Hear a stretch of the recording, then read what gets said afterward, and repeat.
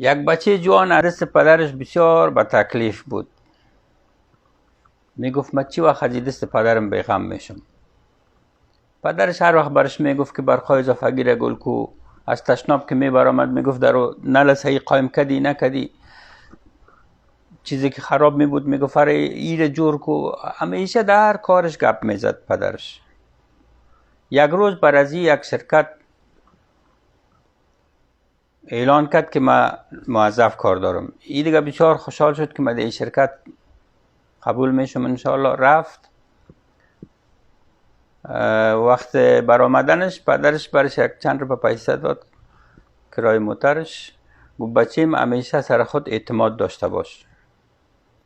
این بچه دیگه گفت ای در این وقت هم پدرم هیچ از نصیحت ما دست نمیکش، همیشه گپ میزنه سر ما. اما تو رفت طرف در شرکت.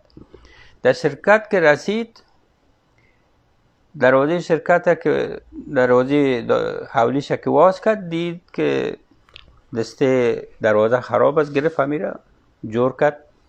پیش رفت دید که نل در حولی نل پایپ واز است، اما تو او روان است. گرفت دروازه نلم قایم کرد که اوش بجای نره. وقتی که در دهلیز بالا میشد دید که روشنی روز است، برقام روشن است. گرفت برقا را گل کرد.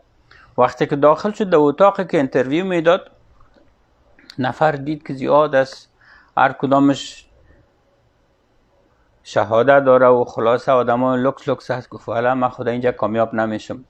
میخواست برای گفت بیا خیر یک دقیقه میشینم. شیش وقتی که نوبتش رسید، صاحب شرکت گفت که تو کامیاب شدی.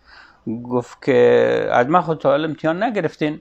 گفت ما کمره مانده بودیم که امتحان زبانی نمیگرفتیم، امتحان عملی میگرفتیم از مردم. اما نفرهایی که آمده بودن به خاطر انترویو، یگانه کسی که در امتحان ما کامیاب شد تو بودی. دروازه را ما خود ما دستش خراب مانده بودیم، تو را جور کردی.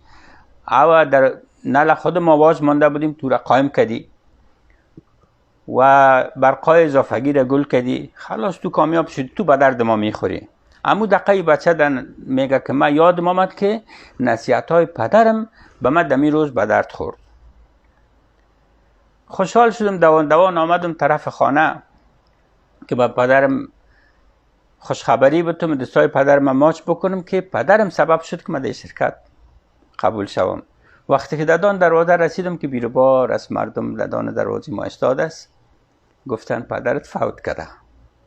بسیار جگرخون شدم که کاش که قدر پدرم پیش از مردنش میفهمیدم. دوستای عزیز، قبل از دست دادن یک چیز قدر از او را بفهمیم. سلام علیکم.